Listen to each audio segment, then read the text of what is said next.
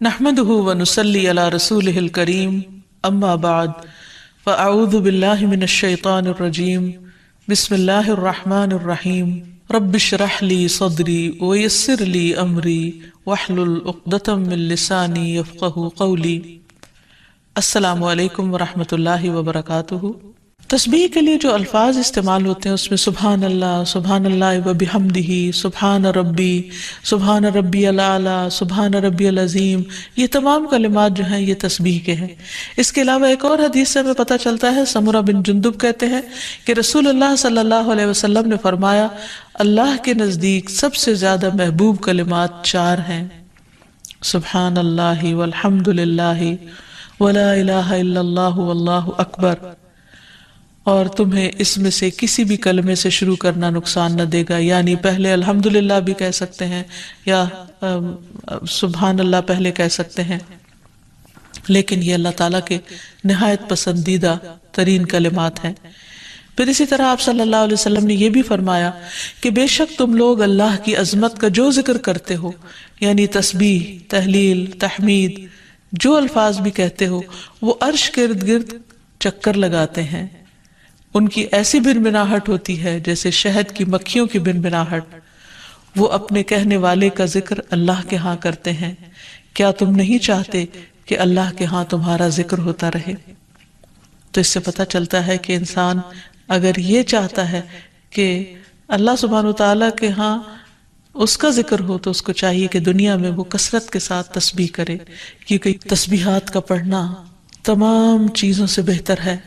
ابو ہریرہ کی روایت میں آتا ہے کہ رسول اللہ صلی اللہ علیہ وسلم نے فرمایا، سبحان اللہ والحمد للہ ولا الہ الا اللہ واللہ اکبر، کہ اللہ پاک ہے اور سب تعریفیں اسی کے لیے ہیں، اللہ کے سوا کوئی معبود نہیں اور اللہ سب سے بڑا ہے۔ یہ کہنا میرے نزدیک ہر اس چیز سے محبوب ہے جس پر سورج طلوع ہو، یعنی بڑے بڑے سونے چاندی کے ڈھیر سے بھی زیادہ پسندیدہ تھا نبی صلی اللہ علیہ وسلم کے نزدیک ان کلمات کا ذکر کرنا، ورد کرتے رہنا۔ پھر اسی طرح یہ کلمات جو زبان پر بہت ہلکے ہیں اور میزان میں بہت بھاری ہیں اور الرحمن کو بہت ہی پیارے ہیں، وہ ہیں سبحان اللہ وبحمدہ، سبحان اللہ العظیم۔ پھر ایک بار تسبیح پڑھنے سے زمین و آسمان بھر جاتا ہے۔ رسول اللہ صلی اللہ علیہ وسلم نے فرمایا، طہارت نصف ایمان کے برابر ہے، اور الحمدللہ کہنا میزان کو بھر دیتا ہے۔ سبحان اللہ اور الحمدللہ کہنے سے زمین و آسمان کے درمیانی فضا بھر جاتی، یعنی کتنا فاصلہ ہے زمین و آسمان کے بیچ کا، لیکن انسان کیا اس کے لیے بھی اس کو کچھ مشکل ہے کہ اللہ سبحانہ وتعالیٰ کی محبت کے ساتھ پاکی بیان کرے اور تسبیح کرے، جس کا ریوارڈ اتنا بڑا ہے اس کے لیے۔ آج دنیا میں انسان کو وہ نظر نہیں آتا، لیکن کل قیامت کو انسان ایک ایک نیکی کا محتاج ہوگا تو وہاں اس کو اس کی قدر آئے گی۔ اس لیے بہتر ہے کہ آج اپنے لیے انسان ذخیرہ اور سرمایہ اکٹھا کر لے۔ پھر اسی طرح انسان جب تسبیح کرتا ہے تو اس کے گناہ بھی مٹتے ہیں، یعنی ایک طرف اس کی نیکیوں میں اضافہ ہوتا ہے اور دوسری طرف اس کے گناہوں کو جھاڑنے کا ذریعہ بنتا ہے۔ انس رضی اللہ عنہ کہتے ہیں کہ رسول اللہ صلی اللہ علیہ وسلم ایک ایسے درخت کے پاس سے گزرے جس کے پتے سوکھ چکے تھے، آپ نے اس پر لاٹھی ماری تو اس کے پتے جھڑنے لگے، پھر آپ نے فرمایا، الحمدللہ وسبحان اللہ ولا الہ الا اللہ واللہ اکبر سے اسی طرح گناہ جھڑتے ہیں جس طرح اس درخت کے پتے جھڑے ہیں۔ پھر اسی طرح یہ 100 اونٹوں سے افضل عمل ہے۔ نبی صلی اللہ علیہ وسلم نے فرمایا، جس نے سورج طلوع ہونے اور اس کے غروب ہونے سے قبل 100 بار سبحان اللہ کہا تو یہ اس کے لیے 100 اونٹوں سے بہتر ہے، یعنی اتنی بڑی کمائی اور نیکیوں کا اتنا بڑا ذخیرہ ہے۔ پھر اسی طرح تسبیح کے کچھ اور کلمات ہیں کہ جن سے آسمان کے دروازے کھل جاتے ہیں۔ ابن عمر کہتے ہیں کہ ہم رسول اللہ صلی اللہ علیہ وسلم کے ساتھ نماز پڑھ رہے تھے کہ جماعت میں سے ایک آدمی نے کہا، اللہ اکبر کبیرہ والحمد للہ کثیرا وسبحان اللہ بکرۃ واصیلا، تو رسول اللہ صلی اللہ علیہ وسلم نے فرمایا، اس طرح کے کلمات کہنے والا کون ہے؟ جماعت میں سے ایک آدمی نے عرض کیا، اے اللہ کے رسول میں ہوں۔ آپ نے فرمایا کہ مجھے تعجب ہوا کہ اس کے لیے آسمان کے دروازے کھولے گئے۔ ابن عمر فرماتے ہیں کہ میں نے ان کلمات کو پھر کبھی نہیں چھوڑا جب سے اس کے بارے میں نے رسول اللہ صلی اللہ علیہ وسلم کو یہ فرماتے ہوئے سنا، کیا کہ اس شخص کے لیے آسمان کے دروازے کھول دیے گئے، یعنی ان کلمات کے پڑھنے کی وجہ سے۔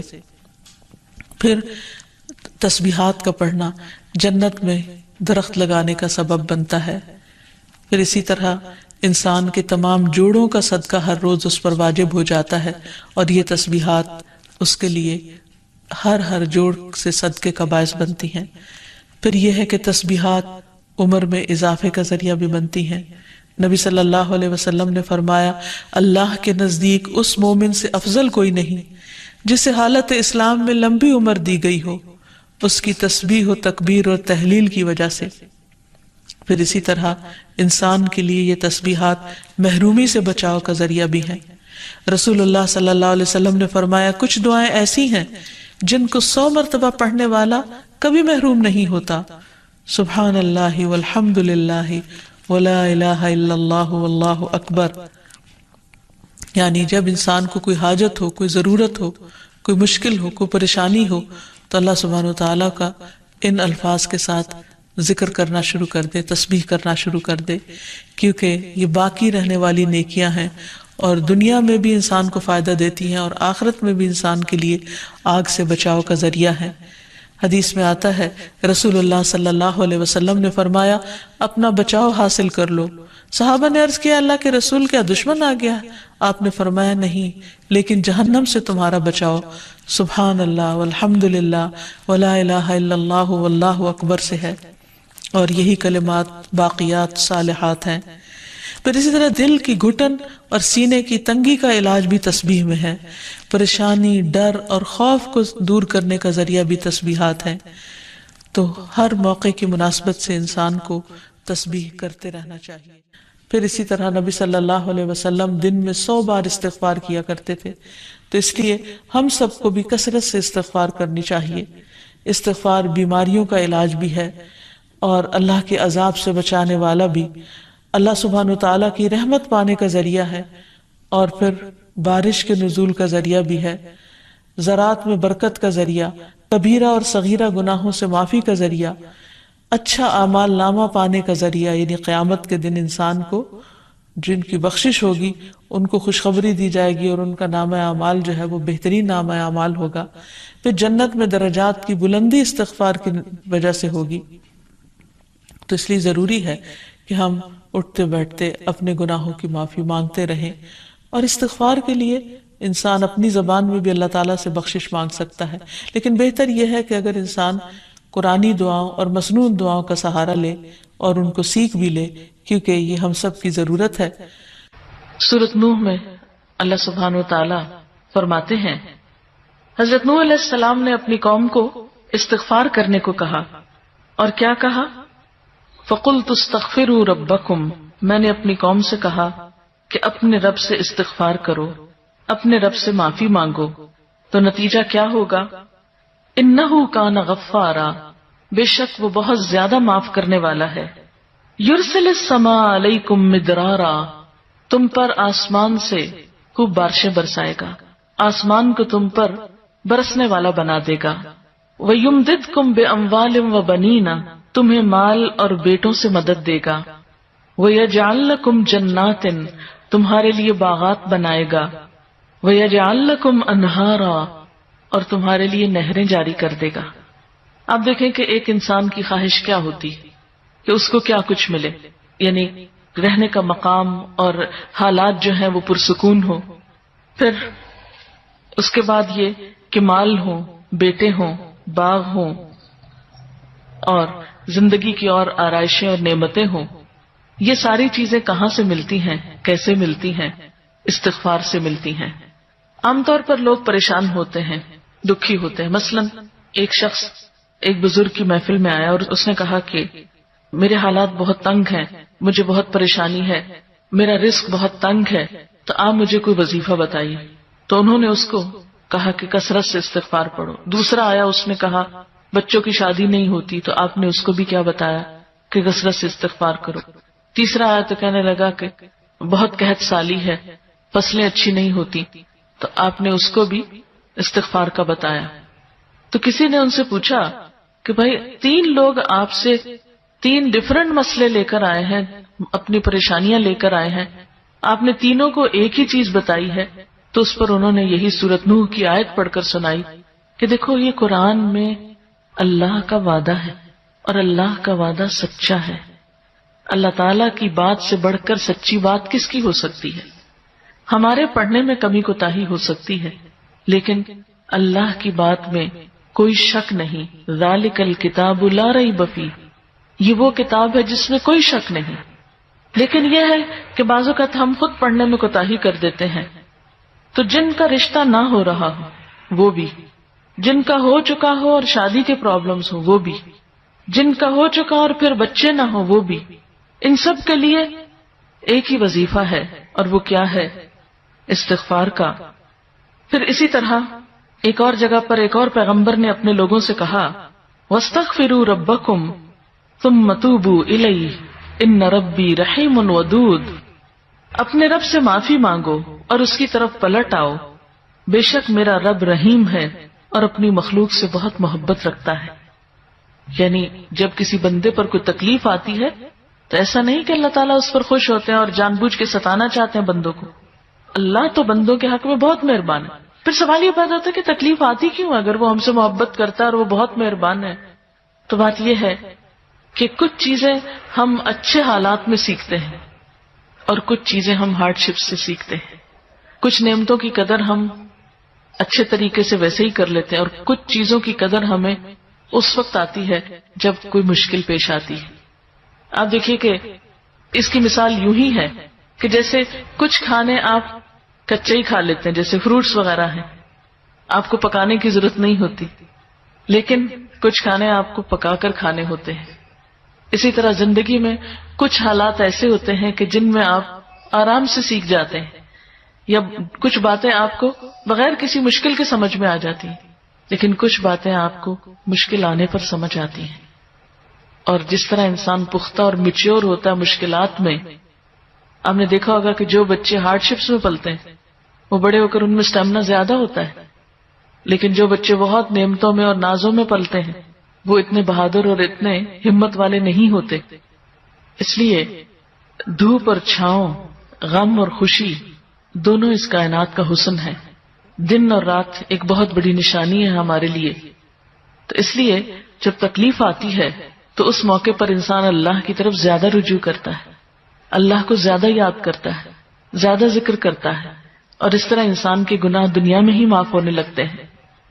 ایک اور جگہ پر آتا ہے وَأَنِ اسْتَغْفِرُوا رَبَّكُمْ ثُمَّ تُوبُوا إِلَيْهِ يُمَتِّعْكُمْ مَتَاعًا حَسَنًا، اور یہ کہ تم اپنے رب سے معافی چاہو اور اس کی طرف پلٹ آؤ تو وہ تم کو اچھا ساوانی زندگی دے گا. یعنی دنیا کی اچھی نعمتیں کس سے ملیں گی؟ استغفار سے. اس بارے میں ایک حدیث آتی ہے، ابو ذر رضی اللہ عنہ نے عرض کیا یا رسول اللہ صلی اللہ علیہ وسلم، میرے ماں باپ آپ پر قربان، اللہ عز و جل کو کون سا کلام زیادہ پسند ہے؟ آپ نے فرمایا جو اللہ تعالیٰ نے اپنے فرشتوں کے لیے پسند کر رکھا ہے، سبحان ربی و بحمدہ، سبحان ربی و بحمدہ.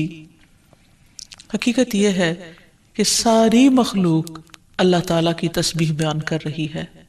قرآن مجید میں آتا ہے تسبح لہ السماوات السبع والارض ومن فیہن وَإِن مِّن شَيْءٍ إِلَّا يُسَبِّحُ بِحَمْدِهِ وَلَكِن لَّا تَفْقَهُونَ تَسْبِيحَهُمْ إِنَّهُ كَانَ حَلِيمًا غَفُورًا. ساتوں آسمان اور زمین اور جو کچھ ان میں ہے سب اس کی تسبیح کر رہے ہیں، بلکہ کوئی بھی چیز ایسی نہیں جو اس کی حمد کے ساتھ اس کی تسبیح نہ کر رہی ہو، لیکن تم ان کی تسبیح کو سمجھتے نہیں کیونکہ ہر ایک کا اپنا اپنا انداز ہے. وہ بڑا بردبار اور معاف فرمانے والا ہے. سورۃ النور میں بھی اللہ سبحانہ وتعالیٰ فرماتے ہیں الم تر ان اللہ یسبح لہ من فی السماوات والارض والطیر صافات کل قد علم صلاتہ وتسبیحہ واللہ علیم بما یفعلون. کیا تم دیکھتے نہیں کہ آسمانوں اور زمین میں جو کچھ ہے اور فضا میں پر پھیلائے ہوئے پرندے سبھی کے سب یہ اللہ کی تسبیح کر رہے ہیں۔ ہر مخلوق کو اپنی نماز اور تسبیح کا طریقہ معلوم ہے اور اللہ اسے خوب جاننے والا ہے جو وہ کرتے ہیں۔ بہت ہی خوبصورت آیت ہے جس سے یہ پتہ چلتا ہے کہ نمبر 1 ساری مخلوق تسبیح کر رہی ہے، سب اللہ کے ذکر میں مشغول ہیں، ایک ذرے سے لے کر بڑے بڑے ستارے اور سیارے۔ اور پھر خصوصاً پرندوں کی بات کی گئی، یعنی زمین اور آسمان کی مخلوق تو کر ہی رہی ہے تسبیح، لیکن ان دونوں کے درمیان جو پرندے اڑتے ہوئے نظر آ رہے ہیں اور بعض اوقات صفوں کی شکل میں، یعنی صف باندھے ہوئے یا پر پھیلاتے ہوئے اور سکیڑتے ہوئے یا اڑتے ہوئے، سب مل کر یا اکیلے اکیلے، یہ سب اللہ سبحانہ وتعالیٰ کی پاکی بیان کرتے ہیں۔ ویسے بھی آپ نے دیکھا ہوگا کہ صبح اور شام کے اوقات میں بڑے بڑے درختوں پر بیٹھے ہوئے ہزاروں کی تعداد میں پرندے یک زبان ہو کر اللہ سبحانہ وتعالیٰ کی تسبیح کر رہے ہوتے ہیں، ذکر کر رہے ہوتے ہیں۔ فرمایا یہ سب اللہ کی تسبیح کرتے ہیں۔ تیسری بات یہ فرمائی گئی کہ ہر مخلوق کو اپنی نماز اور تسبیح کا طریقہ معلوم ہے۔ کس قدر دلچسپ اور خوبصورت بات ہے کہ پرندہ ہو یا چیونٹی ہو یا کوئی بڑے سے بڑا جانور ہو یا ستارہ اور سیارہ ہو، ہر ایک کو تسبیح بھی معلوم ہے، یعنی اللہ کا ذکر کیسے کرنا ہے، اور یہ بھی معلوم ہے کہ اس کا کام کیا ہے، وہ کیوں پیدا کیا گیا ہے، یعنی اس کو اپنے مقصد زندگی کا بھی معلوم ہے، اور پھر اللہ تعالیٰ کی عبادت اور اطاعت کے طریقے کیا ہیں، اس کے لیے کون سی راہیں مقرر کر دی گئی ہیں، یہ بھی اس کو خوب معلوم ہے۔ تو اس میں حیرت کی بات یہ ہے کہ اگر ساری مخلوق یہ جانتی ہے تو پھر انسان کا انجان بننا اس کے لیے کس قدر خطرناک ہے۔ اللہ تعالیٰ نے سب کچھ انسان کے لیے پیدا کیا اور وہ ساری چیزیں انسان کی خدمت میں خوب لگی ہوئی ہیں، لیکن انسان کو جس کے لیے پیدا کیا گیا، انسان اس مقصد کو بھول گیا اور اپنے رب سے غافل ہو گیا۔ تو اس لیے اگر ہم تسبیح نہیں کریں گے تو ہم ساری کائنات سے الگ ہو جائیں گے۔ وہ سب تو اللہ کے وفادار، فرمانبردار، تسبیح گزار، اور ہم اللہ سے غافل، یہ دل کیسے گوارا کر سکتا ہے؟ اس لیے زیادہ سے زیادہ اللہ سبحانہ وتعالیٰ کی تسبیح کرنی چاہیے۔ ایک حدیث سے یہ بھی پتہ چلتا ہے کہ چیونٹیاں بھی اللہ کی تسبیح کرتی ہیں۔ جب ایک موقع پر کسی نے چیونٹیوں کو جلا دیا تو اللہ سبحانہ وتعالیٰ نے ان سے یہی کہا کہ تم نے گروہوں میں سے ایک ایسے گروہ کو جلا دیا جو اللہ کی تسبیح بیان کرتا ہے، اور ویسے بھی آگ کا عذاب اللہ کے سوا کسی اور کو دینے کا حق نہیں۔ پھر اسی طرح جو کھانا ہم کھاتے وہ بھی اللہ کی تسبیح کرتا ہے۔ عبداللہ بن مسعود رضی اللہ عنہما بیان کرتے ہیں کہ ہم آپ صلی اللہ علیہ وسلم کے زمانے میں کھاتے وقت کھانے کی تسبیح سنتے تھے، یعنی نبی صلی اللہ علیہ وسلم سنوا سکتے تھے کہ کس طرح کھانا تسبیح کر رہا ہے۔ پھر اسی طرح فرشتے بھی اللہ تعالیٰ کی تسبیح کرتے ہیں، جس کا وہ اقرار خود کر رہے تھے کہ وَنَحْنُ نُسَبِّحُ بِحَمْدِكَ وَنُقَدِّسُ لَكَ، کہ ہم تیری حمد کے ساتھ تیری تسبیح کرتے ہیں اور تیری پاکی بیان کرتے ہیں۔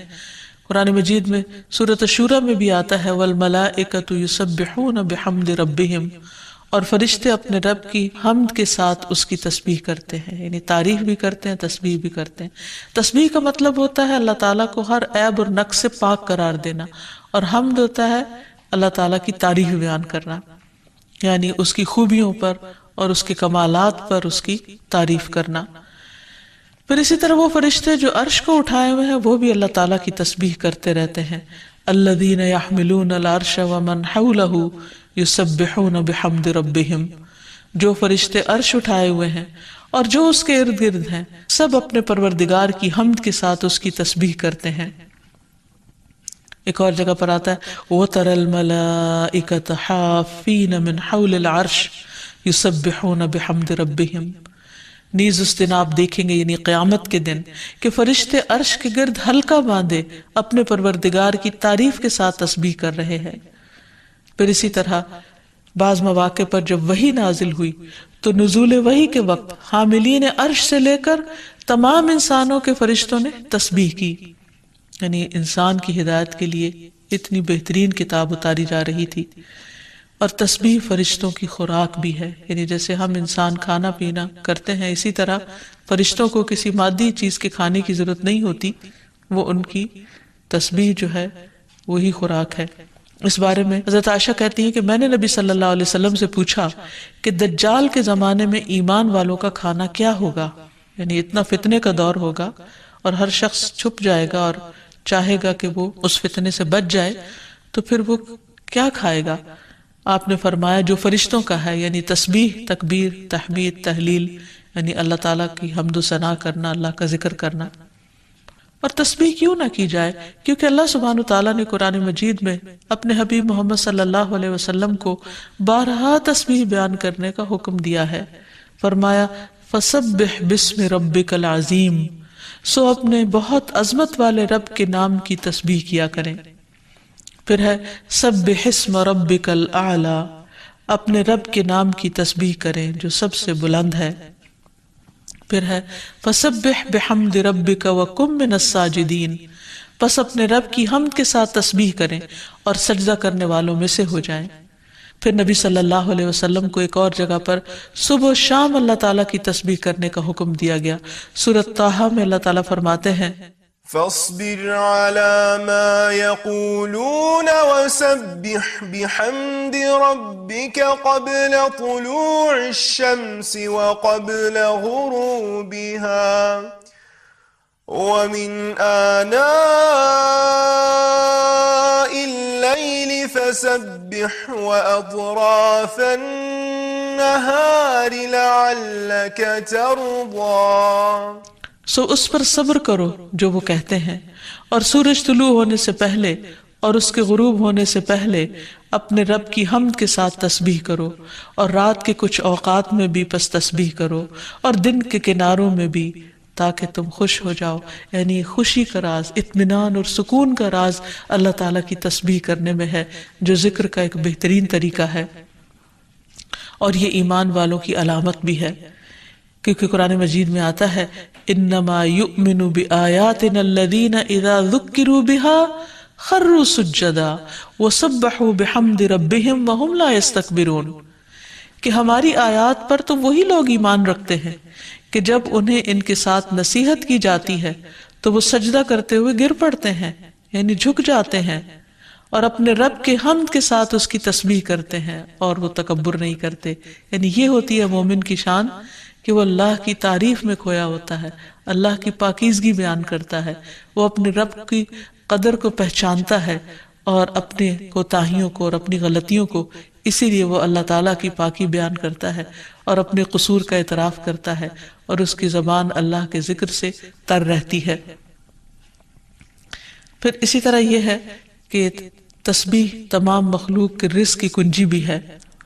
اللہ کے نبی نوح علیہ السلام کی وفات کا وقت جب قریب آیا تو انہوں نے اپنے بیٹے سے فرمایا کہ میں تمہیں ایک وصیت کر رہا ہوں، سبحان اللہ و بحمدہ کا ورد کرتے رہنا، یہ ہر چیز کی نماز ہے، اس کے ذریعے مخلوق کو رزق ملتا ہے، تو جو شخص یہ چاہتا ہو کہ اس کے رزق میں کشادگی ہو، اسے بھی کثرت کے ساتھ تسبیح کرنی چاہیے۔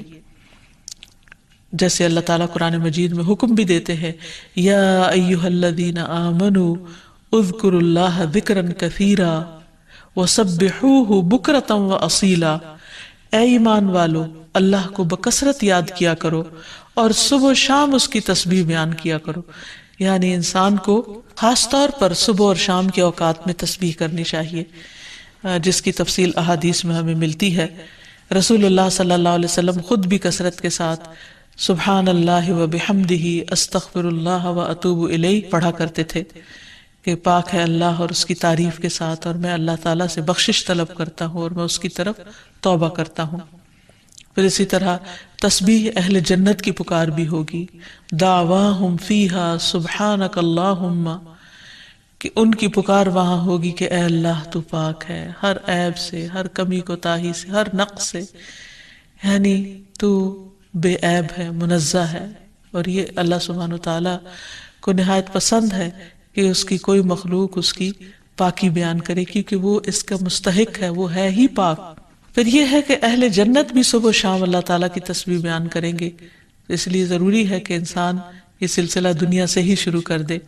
اہل جنت کی تسبیح جو ہے وہ ان کے سانسوں میں جاری کر دی جائے گی، اور پھر جو لوگ اللہ تعالیٰ کی تسبیح نہیں کرتے وہ دراصل بد نصیب ہیں، کیونکہ وہ اتنی بڑی خیر سے محروم ہو رہے ہیں جو دنیا میں ان کے لیے سکون کا باعث ہے اور آخرت میں ان کے لیے رب کے قرب کا ذریعہ ہوگی۔ تسبیح کے لیے جو الفاظ استعمال ہوتے ہیں اس میں سبحان اللہ و بحمدہ، سبحان ربی الاعلی، سبحان ربی العظیم، یہ تمام کلمات جو ہیں یہ تسبیح کے ہیں۔ اس کے علاوہ ایک اور حدیث سے ہمیں پتہ چلتا ہے، سمرہ بن جندب کہتے ہیں کہ رسول اللہ صلی اللہ علیہ وسلم نے فرمایا، اللہ کے نزدیک سب سے زیادہ محبوب کلمات 4 ہیں، سبحان اللہ والحمد للہ ولا الہ الا اللہ واللہ اکبر، اور تمہیں اس میں سے کسی بھی کلمے سے شروع کرنا نقصان نہ دے گا، یعنی پہلے الحمدللہ بھی کہہ سکتے ہیں یا سبحان اللہ پہلے کہہ سکتے ہیں، لیکن یہ اللہ تعالیٰ کے نہایت پسندیدہ ترین کلمات ہیں۔ پھر اسی طرح آپ صلی اللہ علیہ وسلم نے یہ بھی فرمایا کہ بے شک تم لوگ اللہ کی عظمت کا جو ذکر کرتے ہو، یعنی تسبیح، تحلیل، تحمید، جو الفاظ بھی کہتے ہو، وہ عرش کے ارد گرد چکر لگاتے ہیں، ان کی ایسی بنبناہٹ ہوتی ہے جیسے شہد کی مکھیوں کی بنبناہٹ، وہ اپنے کہنے والے کا ذکر اللہ کے ہاں کرتے ہیں، کیا تم نہیں چاہتے کہ اللہ کے ہاں تمہارا ذکر ہوتا رہے؟ تو اس سے پتہ چلتا ہے کہ انسان اگر یہ چاہتا ہے کہ اللہ سبحانہ وتعالیٰ کے ہاں اس کا ذکر ہو تو اس کو چاہیے کہ دنیا میں وہ کثرت کے ساتھ تسبیح کرے، کیونکہ تسبیحات کا پڑھنا تمام چیزوں سے بہتر ہے۔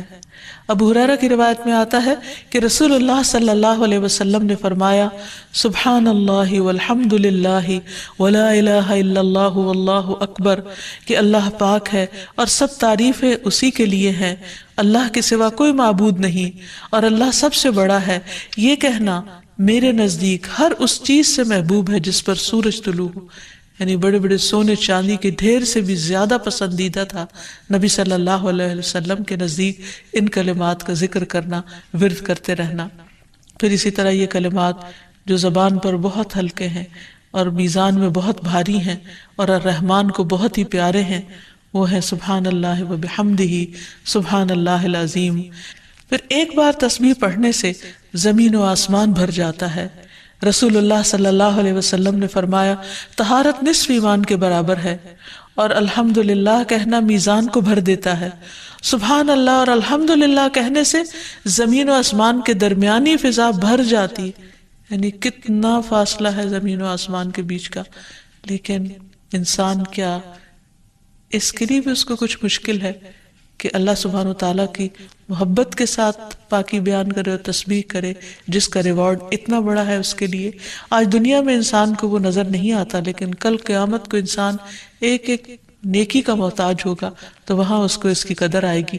اس لیے بہتر ہے کہ آج اپنے لیے انسان ذخیرہ اور سرمایہ اکٹھا کر لے۔ پھر اسی طرح انسان جب تسبیح کرتا ہے تو اس کے گناہ بھی مٹتے ہیں، یعنی ایک طرف اس کی نیکیوں میں اضافہ ہوتا ہے اور دوسری طرف اس کے گناہوں کو جھاڑنے کا ذریعہ بنتا ہے۔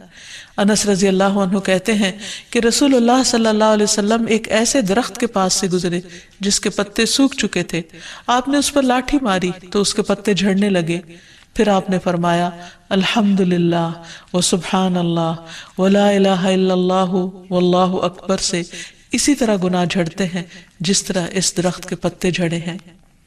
پھر اسی طرح یہ 100 اونٹوں سے افضل عمل ہے۔ نبی صلی اللہ علیہ وسلم نے فرمایا، جس نے سورج طلوع ہونے اور اس کے غروب ہونے سے قبل 100 بار سبحان اللہ کہا تو یہ اس کے لیے 100 اونٹوں سے بہتر ہے، یعنی اتنی بڑی کمائی اور نیکیوں کا اتنا بڑا ذخیرہ ہے۔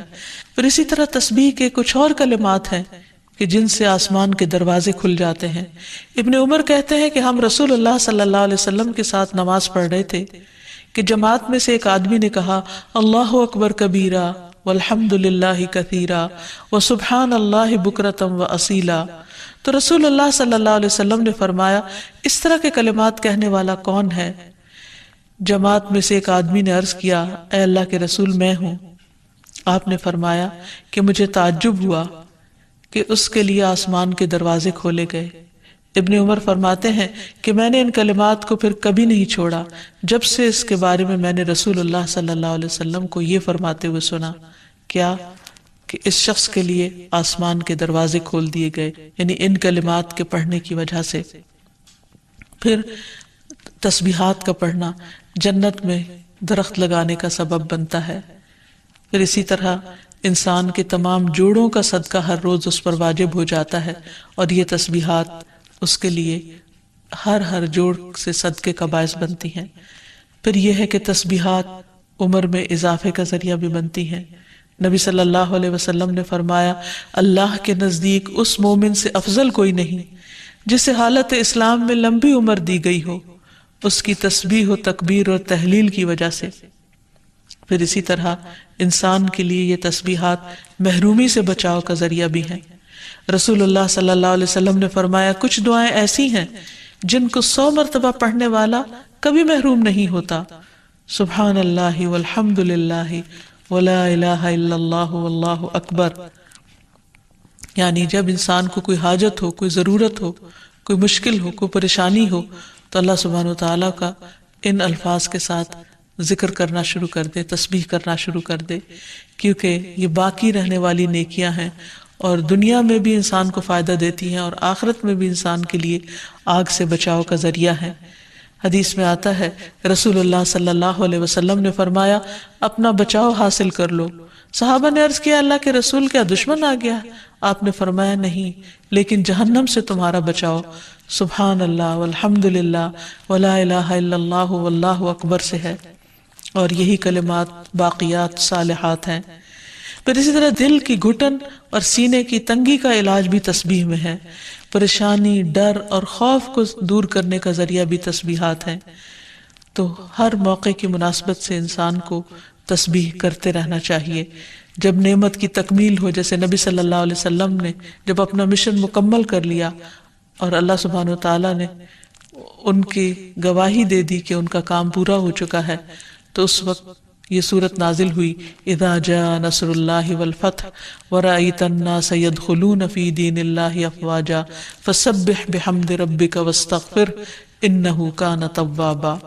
جب اللہ کی مدد اور فتح آ جائے اور تو لوگوں کو دیکھے کہ وہ اللہ کے دین میں فوج در فوج داخل ہو رہے ہیں، تو اپنے رب کی حمد کے ساتھ تسبیح کرو اور اس سے بخشش مانگو، بے شک یقیناً وہ بڑا توبہ قبول کرنے والا ہے۔ پھر اسی طرح یہ ہے کہ انسان کو صبح و شام سبحان اللہ و بحمدہ کی تسبیح کرنی چاہیے۔ جو ایسا کرے اس کے تمام گناہ معاف کر دیے جاتے ہیں، خاص سمندر کی جھاگ برابر ہی کیوں نہ ہو۔ پھر خصوصاً فجر کے بعد انسان 3 بار یہ کلمات پڑھے، سبحان اللہ و بحمدہ عدد خلقہ ورضا نفسہ وزنۃ عرشہ ومداد کلماتہ۔ اللہ کی تعریف اور اسی کی پاکی ہے، اس کی مخلوق کی تعداد کے برابر، اس کی رضا اور اس کے عرش کے وزن اور اس کے کلمات کی سیاہی کے برابر، یعنی اللہ سبحانہ وتعالیٰ کی تعریف ہر چیز سے زیادہ۔ پھر اسی طرح یہ ہے کہ فجر کے بعد اور عصر کے بعد خصوصی طور پر تسبیح کا وقت ہوتا ہے اور ساری مخلوق اس وقت تسبیح میں مشغول ہوتی ہے۔ پھر رکوع اور سجدوں میں اللہ تعالیٰ کی تسبیح بیان کرنی چاہیے۔ نماز کے بعد تسبیحات فاطمہ پڑھنی چاہیے۔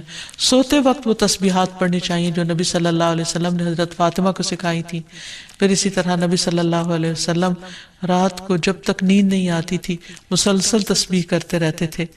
پھر اسی طرح قرآن مجید پڑھتے ہوئے جو آیات آپ کو خوش کرتی ان پر آپ اللہ سبحانہ وتعالیٰ کی تسبیح بیان کرتے۔ پھر اسی طرح بجلی کڑکنے پر یسبح الرعد بحمدہ والملائکۃ من خیفتہ کا پڑھنا۔ پھر بلندی سے اترتے وقت سبحان اللہ کی تسبیح کرنا۔ پھر جب کوئی چیز انسان کو فیسینیٹ کرے، تعجب ہو، کوئی چیز حیران کرے یا اچھی معلوم ہو، اس وقت سبحان اللہ کہنا۔ یہ تمام چیزیں سنت سے ثابت ہیں۔ اللہ تعالیٰ سے دعا ہے کہ وہ ہمیں ان لوگوں میں شامل کر لے جو اس کی تسبیح کرنے سے محبت رکھتے ہیں۔ وآخر دعوانا ان الحمد للہ رب العالمین۔ السلام علیکم ورحمۃ اللہ وبرکاتہ۔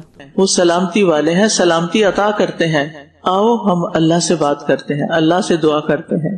پھر وہ اپنی پریشانیوں کو دعا کی صورت میں اللہ سے کہتی ہے، یا اللہ مجھے اسکول سے ڈر لگتا ہے، یا اللہ میرے امی ابو میرے ساتھ نہیں ہوتے، یا اللہ مجھے وہاں کے لوگ اچھے نہیں لگتے، یا اللہ آپ السلام ہیں، آپ ہی مجھے محفوظ رکھیں. اور سبحان اللہ اس کے چہرے پر دوبارہ مسکراہٹ آ جاتی ہے، اس کا جسم پرسکون ہو جاتا ہے. الحمدللہ ہم انشاءاللہ اس دعا کو باقاعدگی سے پڑھتے رہیں گے یہاں تک کہ وہ مشکل حالات کا سامنا کرنا سیکھ جائے اور اللہ اسے سکون عطا کر دے.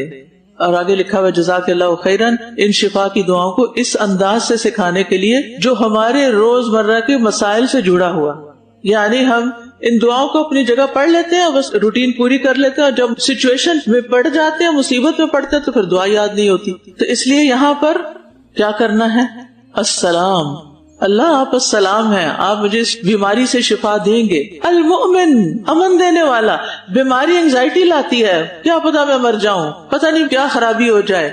سرجری کے وقت گھبراہٹ ہو رہی ہے آپ کو کہ پتہ نہیں وہ کچھ انجری نہ ہو جائے، پتہ نہیں کوئی غلط کام نہ ہو جائے، پتہ نہیں میں دوبارہ انستھیزیا سے واپس نکلتی بھی ہوں کہ نہیں. یہ سارے خوف ہوتے ہیں نا. تو اللہ تعالیٰ کے ناموں سے اللہ کو پکار کے اطمینان میں آ جائیے کہ اللہ تعالیٰ المؤمن ہے، امن دینے والا ہے، مومن بندوں کی تصدیق کرنے والا ہے، اپنے اولیاء کو امن دینے والا ہے، وہ مخلوق پہ ظلم نہیں کرتا، وہ مجھے ضرور اس مشکل سے نکالے گا. پھر المہیمن، مہیمن کے 3 معنی ہیں. نمبر 1 کسی کو خوف سے امن دے، نمبر 2 ہر وقت نگہبانی کرے، نمبر 3 کسی کا کوئی حق ضائع نہ ہونے دے. سبحان اللہ، یہ ہے ہمارا رب کہ وہ کسی کا حق ضائع نہیں ہونے دیتا. تو مخلوق پر نگران ہے، وہ ہر طرح سے حفاظت کرتا ہے. العزیز، زبردست، غالب، ہر کمزور کے لیے پناہ گاہ. ہم عزیز کے سہارے پہ جی رہے ہیں، تو جو بھی بیمار ہو، کمزور ہو، وہ کیا کرے؟ اللہ کا سہارا پکڑے، کیونکہ وہ ساری مخلوق پہ غالب ہے، وہ بیماری کے جراثیموں پہ بھی غالب ہے، وہ آپ کو شفا دینے پہ پورا طرح قادر ہے، بندوں کی مدد کرنے پر غالب ہے. ینصر من یشاء وہو العزیز الرحیم، وہ مدد کرتا ہے جس کی چاہتا ہے اور وہی سب پر غالب، نہایت رحم کرنے والا ہے. الجبار، جبار کہتے ہیں اپنی مرضی منوانے والا، جو دوسرے کو اپنا کام کرنے پہ مجبور کر دے. تو اللہ تعالیٰ ساری مخلوق پر جبار ہے، وہ سب سے اپنی مرضی کا کام کروا سکتا ہے، کیونکہ مخلوق میں سے کسی کی جرت نہیں کہ جو کام اللہ کروانا چاہے اس سے وہ کہے میں نہیں کرتا. سورج کو کہے نکلو، وہ کہتا میں نہیں نکلتا، یہ نہیں ہو سکتا. پھر اسی طرح الجبار کا ایک اور معنی بھی ہے، ٹوٹے دلوں کو جوڑنے والا. جبر وہ ہڈی جوڑ تو کہتے ہیں نا، وہ جو کھپچیاں سے رکھتے تھے، جبر الکسر کہتے ہیں اس کو، ٹوٹی چیز کو جوڑنا. تو ٹوٹے دلوں کو، پھٹے دلوں کو جوڑنے والا ہے. یعنی بیماری میں آپ کا دل کیا ہے، ٹوٹ جا رہا ہے، تو وہ جبار کیا کرے گا، اس کو جوڑ دے گا، آپ ٹھیک ہو جائیں گے. المتکبر، المتکبر کے بھی 3 معنی ہیں. نمبر 1 تعظیم کا حقدار، سب سے بڑا. نمبر 2 برائیوں سے برتر، اوپر، ہر طرح کی کمزوریوں سے. اور نمبر 3 ظلم کرنے سے برتر، وہ کسی پر ظلم نہیں کرتا، وہ بڑائی اور عظمت والا ہے. وَلَهُ الْكِبْرِيَاءُ فِي السَّمَاوَاتِ وَالْأَرْضِ، اور اسی کے لیے آسمانوں اور زمین میں سب بڑائی ہے. سبحان اللہ عما یشرکون، پاک ہے اللہ، میں اللہ کی پاکی بیان کرتی ہوں ان سب سے جو وہ شریک ٹھہراتے ہیں. یعنی اللہ کا کوئی ند، ہمسر، شریک ہے ہی نہیں. هو اللہ الخالق البارئ المصور، وہ اللہ خالق ہے، بارئ ہے، مصور ہے. یہ پیدائش کے 3 مراحل کا ذکر ہو رہا ہے. سب سے پہلے چیز بنانے سے پہلے اس کا اندازہ لگانا اور خاکہ بنانا، یہ خلق کہلاتا ہے. چیز کو وجود میں لانا، اس میں روح پھونک دینا، یہ برئ کہلاتا ہے، بارئ سے. اور پھر چیز کو مکمل وجود میں لانا، تصویر دینا. اب آپ دیکھیں، سب سے پہلے سے انسان ماں کے پیٹ میں پیدا ہوتا ہے، تو پہلی سٹیج کیا ہوتی ہے کہ جس میں اللہ سبحانہ وتعالیٰ جانتا ہے کہ اس کو کیا شیپ دینی ہے. یعنی کچھ تھا نہیں، اس کو وجود میں لے آیا، پھر اس میں روح پھونک دی، اور پھر اس کو جب وہ بچہ پیدا ہونے کے قریب ہوتا ہے تو اس کی پوری شکل و صورت، آنکھیں، ناک، کان، بال، اس کے آئی بروز، اس کے پلکیں، سر کے بال، اس کے ناخن، ہر چیز کی ایک شیپ بن چکی ہوتی ہے، خوبصورت بن چکا ہوتا ہے. پھر وہ دنیا میں آ جاتا ہے. تو یاد رکھیے، پیدائش کے سارے مراحل اللہ کے ہاتھ میں ہے. اور ایسی خواتین جو پریگننٹ ہوں، ان کے بچے نہ بچتے ہوں اور وہ سوچتی ہوں کہ پتہ نہیں ہمارا کیا ہوگا، تو بھی اللہ تعالیٰ کے ان 3 ناموں سے خاص طور پر اس کو پکار سکتے ہیں. هو اللہ الخالق البارئ المصور. کچھ ماں کو بڑی فکر ہوتی ہے، پتہ نہیں ہمارے بچے کی شکل کیسی ہوگی، شکل و صورت کیسی ہوگی. تو صورت بھی کون بناتا ہے؟ اللہ. آپ اللہ سے دعا کریں کہ اللہ اس کو ہر عیب سے پاک بنانا اور شکل و صورت اچھی دینا. لہ الاسماء الحسنی، اسی کے ہیں اچھے اچھے نام. سارے اچھے نام اسی کے ہیں، یعنی اس کا ہر نام خوبصورت ہے، ہر نام میں ایک خوبی ہے، اور اللہ اپنے بندوں میں سے ان سے محبت کرتا ہے جو اس کو اس کے ناموں سے پکارتے ہیں. یسبح لہ ما فی السماوات والارض، آسمانوں اور زمین میں جو بھی مخلوقات ہیں وہ سب اس کی تسبیح بیان کرتے ہیں، اس کی توحید کا اقرار کرتی ہے. وَهُوَ الْعَزِيزُ الْحَكِيمُ، اور وہ غالب ہے، حکمت والا ہے. العزیز یہاں 2 دفعہ ہے، یعنی اللہ تعالیٰ سب کچھ کر سکتا ہے، لیکن الحکیم بھی ہے پیزنٹ نہیں کرتا، بلکہ جب وہ کام جیسے کرنا چاہیے اس وقت کرتا ہے. ہم جلد باز، ہم چاہتے ہیں جلدی ہو جائے، لیکن وہ ہر چیز کو اس کے وقت پر کرتا ہے جب اس کا بہترین وقت ہوتا ہے کرنے کا. تو یہ ہے ان ناموں کے پیچھے حقیقت. اب یاد رکھیں گے ذرا یہ پڑھتے ہوئے، اور خصوصاً بیماری میں پڑھتے ہوئے یا کسی تکلیف میں پڑھتے ہوئے. میں نے آج اسی لیے مختصر بتایا ہے تاکہ آپ کو ٹو دا پوائنٹ چیزیں یاد رہ جائیں کہ العزیز کون ہوتا ہے، المتکبر کون ہوتا ہے، عالم الغیب شہادہ کون ہوتا ہے. وہ ہے میرا رب، اور میں اسی کو پکارتی ہوں اور میں اسی کا سہارا لیتی ہوں. تو انشاءاللہ جب آپ اس کو پکاریں گے تو وہ آپ کی مدد ضرور کرے گا انشاءاللہ. ٹھیک ہے، آج آپ نے کم از کم ایک دفعہ، پلیز کم از کم ایک دفعہ کتاب کھول کے ان ناموں پہ غور کرتے ہوئے ایک دفعہ اس کو پڑھنا ہے. ویسے تو کسی ایک نماز میں ضرور پڑھ لیا کرے. مجھے یہ آیات بے حد پسند ہے، یاد دہانی ہو جاتی ہے نا. اللہ تعالیٰ کو پسند ہے نا کہ ہم اس کے اچھے ناموں سے اس کو پکارے، اس نے خود حکم دیا. چلیے اس بات کو سمجھنے کے لیے میں آپ کے لیول پہ لاتی ہوں. کیا جب آپ کو کوئی پیار سے بلاتا ہے، آپ کا نام یاد رکھتا ہے، تو آپ کو کیسا لگتا ہے؟ بہت اچھا. یہ اللہ نے یہ چیز ہمارے اندر بھی ڈال دی، ورنہ کوئی بڑی بات تو نہیں ہوتی نا کوئی آپ کا نام لے کے آپ کو پکارے اور پھر اس کو خوبصورت بنا کے پکارے، صحیح پروننسیشن کے ساتھ، بگاڑے بغیر، تو آپ کو بہت اچھا لگے گا. تو جب ہم بہت محبت سے اللہ کا نام لیں گے تو اللہ کو بھی بہت اچھا لگا. اب دیکھیں یہ ساری جتنی بھی اس چیپٹر کی آیات اور دعائیں وغیرہ تھی نا، ان کے پیچھے مقصد کیا تھا کہ ہم اللہ تعالیٰ سے اپنا کنیکشن مضبوط کر لیں. جب کر لیں گے نا، ایمان مضبوط ہوگا تو آدھی بیماریاں ویسے ہی ختم ہو جائیں گی، خصوصاً ذہنی، دماغی اور جذباتی اور قلبی اور نفسیاتی یہ بیماریاں جو ہیں یہ رخصت ہو جائیں گی. جب یہ رخصت ہوتی ہے نا تو انسان چاہے جسمانی طور پہ کمزور ہو لیکن مضبوط ہوتا ہے، تو پھر اس سے وہ بیماری سے فائٹ کر سکتا ہے. حدیث میں آتا ہے، صحیح مسلم کی حدیث ہے، عبداللہ ابن عمرو ابن العاص سے روایت ہے، وہ کہتے ہیں کہ میں نے رسول اللہ صلی اللہ علیہ وسلم کو فرماتے ہوئے سنا کہ اللہ نے آسمان اور زمین کی تخلیق سے 50,000 سال پہلے مخلوقات کی تقدیریں لکھ دی اور اللہ کا عرش پانی پر تھا. تو کب لکھا گیا تھا یہ سب کچھ؟ مثلاً میں اور آپ اس وقت یہاں بیٹھے ہوئے ہیں، یہ اللہ کی کتاب میں کب لکھا گیا تھا؟ زمین آسمان کی تخلیق سے بھی 50,000 سال پہلے. کسی کو تاریخ پتہ ہے کہ آسمان کب پیدا ہوئے تھے؟ کوئی جانتے ہیں آپ؟ زمین کب بنی تھی؟ کسی کے پاس کوئی ڈیٹ لکھی ہوئی ہے؟ نہیں. ہمیں تو یہ بھی نہیں پتا کہ زمین آسمان کب بنے تھے. تو جب بھی بنے تھے اس سے بھی 50,000 سال پہلے یہ لکھا گیا تھا کہ یہ لڑکیاں اس وقت اس کمرے میں یہ بات بیٹھ کر سن رہی ہوں گی. یہ اللہ کو اس وقت سے معلوم.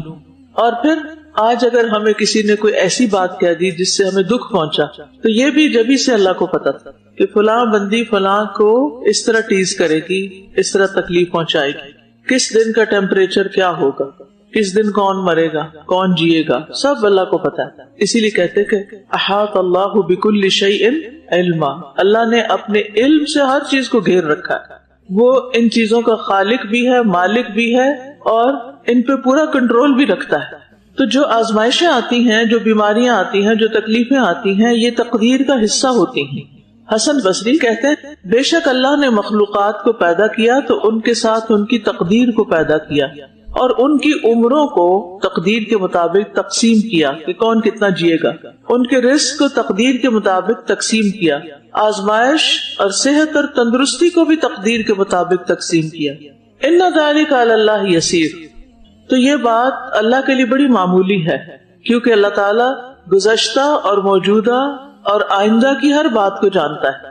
تو اس سے پتہ چلتا ہے کہ جب کوئی تکلیف آئے تو ہمیں صبر کرنے کے لیے کیا بات فائدہ دیتی ہے؟ مکتوب. یہ تو ہونا ہی تھا، یہ تو لکھا ہوا تھا، تو چیزیں ہلکی ہو جاتی ہیں. ہمارے ہاں یہ کلچر نہیں ہے یہ بات سمجھنے کا یا کہنے کا، مکتوب کا. ایک دفعہ میں عمرے یا حج پر گئی تو وہاں پر ایک ٹیکسی ڈرائیور کے ساتھ ہم لوگ کہیں جا رہے تھے، تو شاید وہ راستہ بھول گیا یا کیا ہوا، مجھے ایگزیکٹلی سچویشن یاد نہیں. تو اس سے تھوڑی سی پریشانی ہوئی تو کہنے لگا مکتوب، آرام سے بیٹھو مکتوب، یہ لکھا ہوا تھا کہ ہم نے اس سڑک سے جانا ہے. ہو گیا، وہ بھول گئے ہم. اچھا جب یہ بندہ کہتے ہیں تو لکھا ہوتا یہ تو ہونا ہی تھا، یہ تو ہونا ہی تھا، ہو گیا بس، اب کیا کرے، اب اس میں واویلا کیسا. تو پھر انسان کے لیے اس کو سہنا آسان ہو جاتا ہے. جب ہم کسی بھی چیز کو ایکسپٹ کر لیتے ہیں نا، کسی انسان کو ایز از ایکسپٹ کر لیتے ہیں یہ ایسا ہی ہے، تو پھر آپ کی نظر بدل جاتی ہے، پھر آپ کی ایکسپیکٹیشنز اس سے وہ نہیں رہتی جو ان ریئلسٹک ہو. پھر آپ کو یہ ہوتا ہے کہ یہ ایسا ہے اور مجھے اس کے مطابق اس طرح معاملہ کرنا ہے، میں اس کو نہیں بدل سکتی. مجھے کس کو بدلنا ہے؟ اپنے آپ کو بدلنا ہے. ماں باپ کا ایک بچہ ہوتا ہے بڑا ہی شریف، بڑا ہی فرما بردار، بڑا ہی اچھا، تو اس کے ساتھ معاملہ آسان ہوتا ہے ان کا.